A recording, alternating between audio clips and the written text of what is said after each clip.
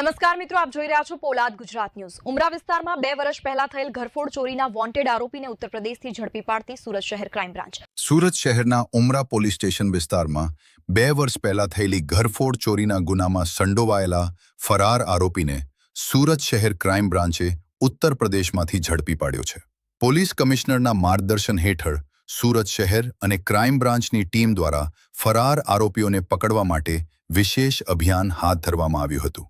આ દરમિયાન ક્રાઇમ બ્રાન્ચને મળેલી બાતમીના આધારે વર્ષ 2024માં ઉમરા પોલીસ સ્ટેશન વિસ્તારમાં નોંધાયેલા ઘરફોડ ચોરીના ગુનામાં સંડોવાયેલ આરોપી રીપી ગુપ્તા રહેવાસી અજીતનગર પ્રતાપગઢ ઉત્તર પ્રદેશ હાલ પોતાના વતનમાં છુપાયો હોવાની માહિતી મળી હતી।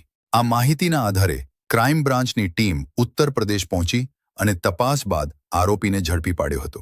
આરોપીની પૂછપરછ દરમિયાન સામે આવ્યું કે તેને પોતાના સાગરીતો સાથે મળી સુરતના વેસુ વિસ્તારમાં આવેલ એક દુકાનના શટર તોડી અંદર પ્રવેશ કર્યો હતો અને રોકડ રકમ આશરે ₹38,034ની ચોરી કરી હતી। પોલીસે આરોપીને કબજે લઈ આગળની કાર્યવાહી હાથ ધરી છે। ઉમરા પોલીસ સ્ટેશનમાં નોંધાયેલા ગુનાની વધુ તપાસ ચાલુ છે। પોલાદ ગુજરાત ન્યૂઝ સુરત।